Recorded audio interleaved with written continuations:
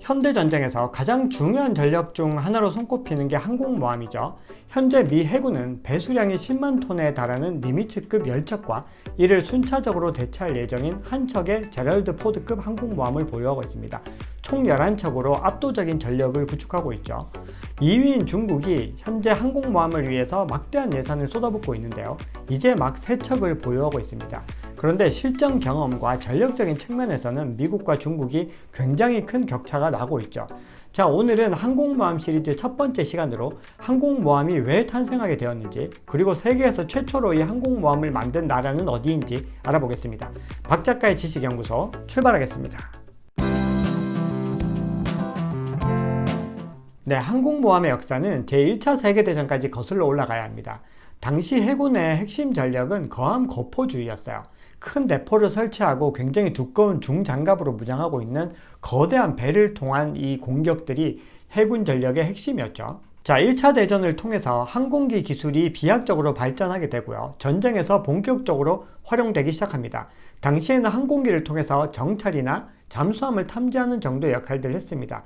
자, 그런데 이 항공기를 이용한 작전에는 굉장히 큰 제약사항이 있었어요. 바로 비행시간과 항속거리가 짧다는 거였죠.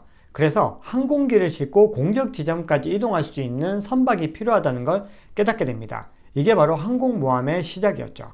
그런데 최초의 항공모함이 무엇이냐에 관한 부분은 아직 정확하게 정리되지 못했습니다. 왜냐하면 어느 수준까지를 항공모함으로 봐야 할지 그 기준이 애매하기 때문인데요.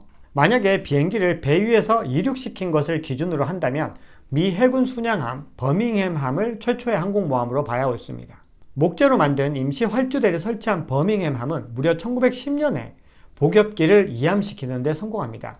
그런데 착함이 불가능했고 군사용 함재기를 싣고 운영할 만큼의 수준과는 거리가 멀었습니다. 그래서 버밍햄함을 최초의 항공모함으로 볼 수 없다는 의견이 지배적이죠.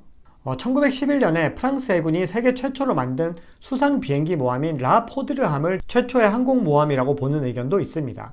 그런데 이 라포드르도 착함이 불가능해서 비행기가 물 위에 이제 착수를 하면은 크레인으로 끌어올리는 형태였어요. 그래서 현재의 항공모함과는 상당히 거리가 있는 형태였다라고 볼 수가 있습니다. 그래서 실질적인 항공모함의 모태는 영국의 HMS 퓨리어스로 보는 경우가 가장 많은 것 같아요. 이 항모는 순양함이었던 퓨리어스를 선수 부분을 개량해서 비행 갑판을 깔고 거기서 수상기를 탑재할 수 있도록 한 건데요.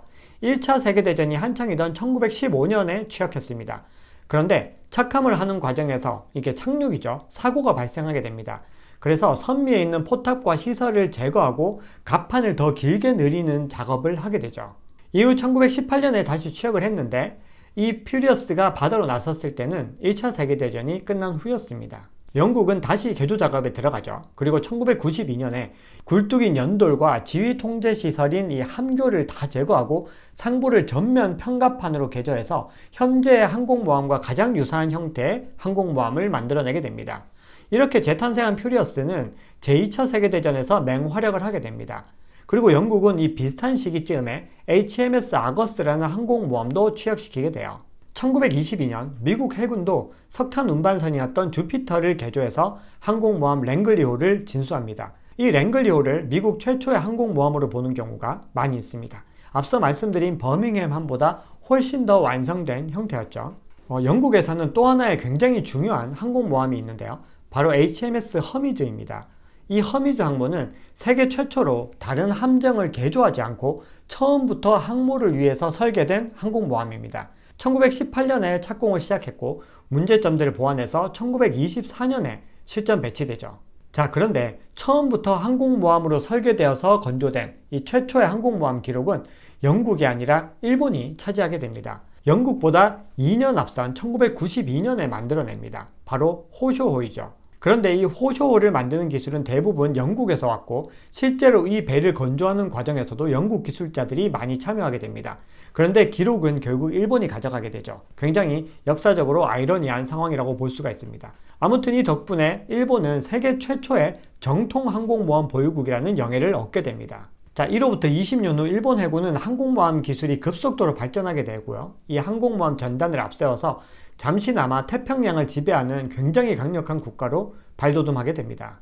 제1차 세계대전이 끝나고 전함의 시대가 저물기 시작합니다. 1922년 열강들은 해군 함정의 총 톤수 규제에 합의를 합니다. 바로 워싱턴 조약이죠. 그때부터 전함을 폐기하기 시작해요. 그런데 아직 걸음마 단계였던 항공모함에 대해서는 이 정확한 규정이 없었습니다. 열강들은 건조 중이던 전함이나 순양함을 항공모함으로 개조하기 시작합니다. 그리고 1930년대 들어서는 본격적으로 항공모함 개발에 박차를 가하게 되죠. 1차 세계대전까지만 해도 해전에서의 항공기의 역할은 정찰 정도에 그쳤습니다. 그런데 2차 대전에 이르러서는 항공기가 어뢰를 탑재해서 대형 전함을 격침시킬 수 있는 수준에 이르게 됩니다. 1941년 12월 7일, 일본은 6척의 항공모함에 무려 420대의 항공기를 탑재해서 진주만으로 향합니다. 그리고 기습 공격을 가했죠. 미 해군의 진주만 기지는 그야말로 쑥대밭이 됩니다. 두 차례에 걸친 공중 공격으로 미군 항공기의 대부분과 진주만에 정박해 있던 전함 대부분이 격침당합니다. 다행스럽게도 미 해군이 보유한 3척의 항공모함은 훈련에 참가하느라 당일 진주만에 없었습니다.